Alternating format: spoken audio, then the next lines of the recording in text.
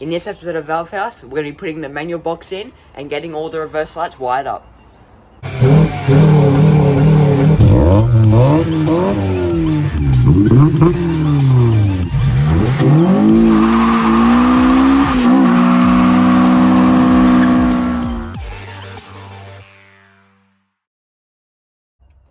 Alright, so as you can see, we've just cut this plate out from underneath the car. This is where the old automatic shift linkage comes out and to the gearbox. So it's sat in there like that. We've just cut it out with our Ryobi little grinder here, the Dremel. So we're gonna go get some sheet metal. Well, we've got the sheet metal. We're gonna cut out a template in cardboard and then bolt the sheet metal down, and hopefully we can put the manual in straight after that. So as I mentioned before, there's a massive hole here now, but we've got some sheet metal, so I'm going to cut out a little template. As you can see, I've pretty much made the template here, and I scratched in some marks just on the paint just to see where the where we're going to bolt it down. So this is the template I've made. As you can see, there's a little cut there. That's pretty much the exact perfect size to slot just right in there around that thing. Bolts there, and it will be perfect. So we've just finally put down the metal cutout that we made. We've tech screwed it down, and we've also got some sealant around all the edges so it can't rust and no water or dirt or anything can get inside the cabin. Alright, so as you can see, this is the new manual gearbox, and that's the order that came out. There's a massive size difference. If you see how fat this gearbox is, it's pretty much a straight cylinder, whereas this one tapers off, sort of like a little point at the end. There'd be so much weight involved, especially with the heavy torque converter. All these shift solenoids, that's all weight. This one had a cable linkage, and this one's got rod linkages. So it's got the nice shifts on it, but this one is super clean now. After we just finished putting some more degrease on it, it looks literally brand new compared to this thing that we did degrease in the engine bay when I first got the car. So all ready and nice clean, ready to put in. Alright, so to get the linkages up above the exhaust and the gear selector in the chassis of the car, what we had to do was we had to twist the gearbox this way, lift it up a little bit, slide it back and forward so it could clear the exhaust, push up into the car. So now the linkage is hanging up above the exhaust and the gear selector is in the car. So last night we actually had the transmission and engine completely bolted up with all these mounts, but as you can see, these are just kind of loosely in because there's a T-mount at the back of the engine, which we didn't realise, so we're just trying to swap that out for the manual one and then bolt it up. And unfortunately, we also have run into an issue where this lower ball joint is completely bent and destroyed, so we're going to have to get a new one before we can get this car on the road. So I've got the clutch line here. I'm going to see where I can fit it in, and I'm going to try and put it in today. Alright, so I just rigged the clutch hardline up. It wasn't the easiest job, so what I had to do was I had to mount it, if I can get that camera in there, I had to go behind them, then sort of twist it. I had to move this out of the way for the moment, then just sort of twist it under all these hard lines. It was a pretty hard job, but it's in now, and now it's ready to put some brake fluid in it.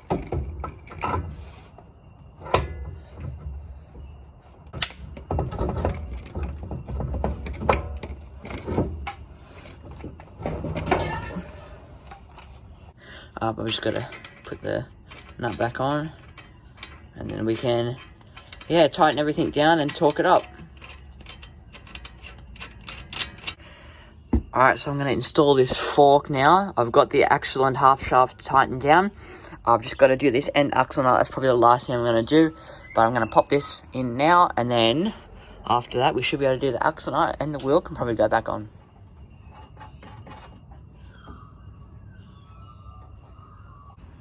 After you put the ball joint nut on, make sure you line up the hole so the pin can go straight through. So make sure you use a pin again, and that just goes straight through and fold out the other side. Alright, so I'm in the car at the moment, and what I'm going to be doing now is wiring up the reverse lights. So as you can see, we've wired up the ignition, so the car should start now when we turn the key. Unfortunately, we're not ready to do that yet, but it should be ready. These two are the reverse lights. So it's the green and black here. As you can see, the green and black, that's for the, make sure it's on the top because there's two green and blacks. The one on the top is for the reverse lights and the yellow one. Now, you want to run these all the way through with other wires through the firewall and all the way to your reverse switch on your gearbox. Righto, so I've just stripped back this green and black wire and the yellow wire.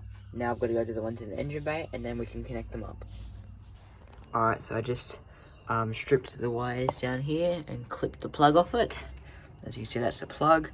So now all I've got to do is route them 2 wires all the way through the firewall back to the center console. I'm thinking of using that grommet just there, but if you're left-hand drive, this grommet next to your battery should be on that side, so use that one. Alright, so I ended up doing what the left-hand drive auto and manual swaps do, and I went through this grommet here.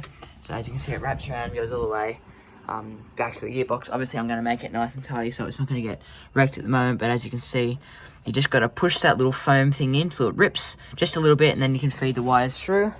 And then you see when I go in the car, as you push them down, they shred out the bottom, and then you've got enough to wire them in.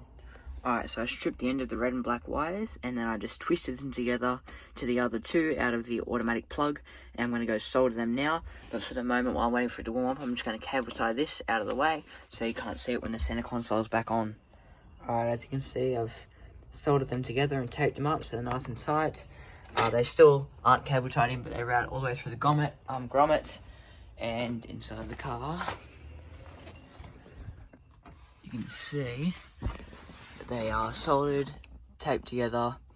I just taped off the rest. Don't worry, they're all taped individually underneath that so they don't touch each other.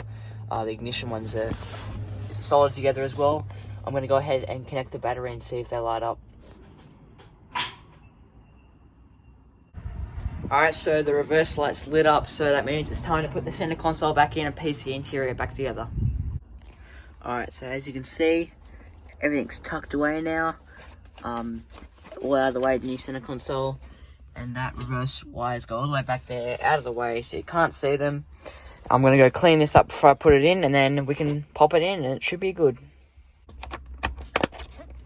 There we go. And last. There we go. Full interior with the manual. Looking good, getting along great. Alright, so after I finished the wiring and the interior, I broke the lower ball joint here, as I said earlier. So I had to take the whole brake rotor and suspension arm out, just so I can take that bushing, that ball joint, to the mechanics so they can press it out and press a new one in, because I don't have a press to put it in. So I thought it was just easier if they did it, but as you can see, I got everything disconnected. All the ball joints separated with my Stanley ball joint separator. It's actually a pretty good tool. Just make sure you put a nut at the bottom of your thread before you do it, otherwise you're going to do exactly what I did and how I broke my ball joint and squish the bottom of it. So just make sure you have a nut on the bottom. Alright, so that's going to be it for this video. We completed the center console, we did the wiring, I took the brake rotor out, ready to get that new ball joint pressed in. In the next episode, we should be filling it up with fluid and doing the first start. Thanks for watching this episode of Valve House.